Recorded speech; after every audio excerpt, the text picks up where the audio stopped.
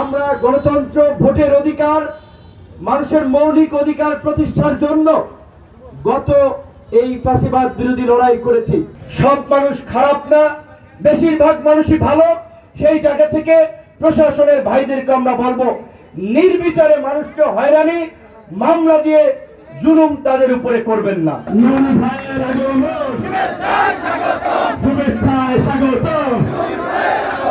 গোপালগঞ্জের পক্ষ থেকে এক তালে এক সুরে টেকনাফ থেকে তেতুলিয়া রূপসা থেকে আমরা বাংলাদেশের অত্যন্ত একটা কর্তৃত্ববাদী শাসনের সময় ফ্যাসিবাদের উত্তল দিনে লড়াই করেছি, রাজপথে মিছিল করেছি।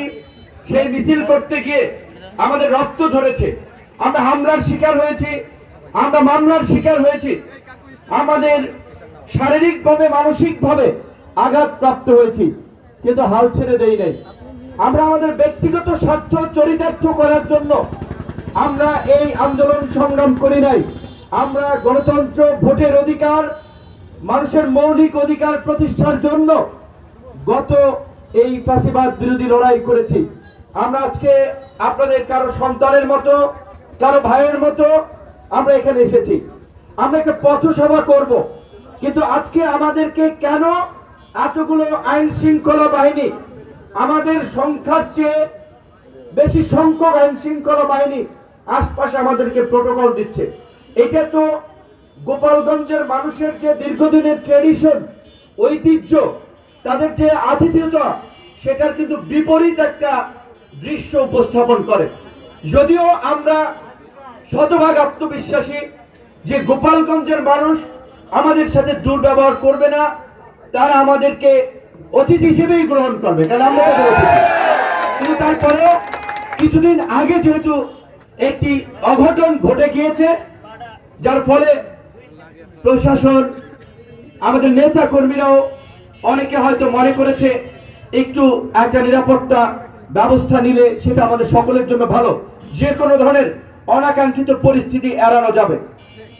কিছুদিনের যে অনাকাঙ্ক্ষিত ঘটনা, সেখানে আমি শুনেছি প্রায় 18,000 মানুষ নাকি মামলার আসামি হয়েছে। তো এই যে 18,000 পরিবারের যে ভোগান্তি, দুর্ভোগ, কষ্ট, সেটা কি কারোর জন্য ভালো কিছু হয়েছে? আমি কিন্তু ব্যক্তিগতভাবে চাইনি, বা আমরা এটা প্রত্যাশা করি না। সুতরাং আমি আমার প্রিয় গোপালগঞ্জের ভাই বোনদেরকে অনুরোধ করব, আপনারা দেখেছেন গত 16 বছরে আমি দুঃশাসনে অসংখ্য মা বোনের কোল খালি হয়েছে, আমাদের অসংখ্য ভাই বোনেরা গুম হয়েছে, 6 শতাধিক মানুষ, 3,500 মানুষ বিচার বহির্ভূত হত্যাকাণ্ডের শিকার হয়েছে। এই জুলাই গণ অভ্যুত্থানে 2,000 মানুষকে প্রাণ দিতে হয়েছে, 32,000 মানুষের অঙ্গহানি হয়েছে। এগুলো কি আমরা অস্বীকার করতে পারবো? আমরা পারবো না। এক্সট্রিম মশার কয়েল প্ল্যান্ট ফাইবার দিয়ে তৈরি, ডেঙ্গু, চিকুনগুনিয়া বাহি সহ যে কোনো মশার বিরুদ্ধে দেয় এক্সট্রিম সুরক্ষা। ইতিহাস ঐতিহ্যের অবিচ্ছেদ্য অংশ গোপালগঞ্জ, আমাদের বাঙালির মুক্তি সংগ্রামের অবিসংবাদিত প্রাণ পুরুষ শেখ মুজিবুর রহমান থেকে শুরু করে সাংবাদিক ও বামপন্থী রাজনৈতিক নেতা নির্মল সেন, ইতিহাসবিদ রমেশ চন্দ্র মজুমদার, মতুয়া সম্প্রদায়ের হরিচাঁদ ঠাকুর থেকে শুরু করে বাংলাদেশ জাতীয় ক্রিকেট দলের রকিবুল হাসান, সঙ্গীত শিল্পী ফিরোজা বেগম, চলচ্চিত্র পরিচালক কাজী হায়াত থেকে শুরু করে অনেক জ্ঞানীগুণী ব্যক্তি এই মধুমতির তীর বিধৌত এই গোপালগঞ্জে জন্মগ্রহণ করেছে। এই গোপালগঞ্জের নিশ্চয়ই অবশ্যই শতভাগ গ্যারান্টি দিয়ে বলতে পারি, সব মানুষ খারাপ না, বেশিরভাগ মানুষই ভালো।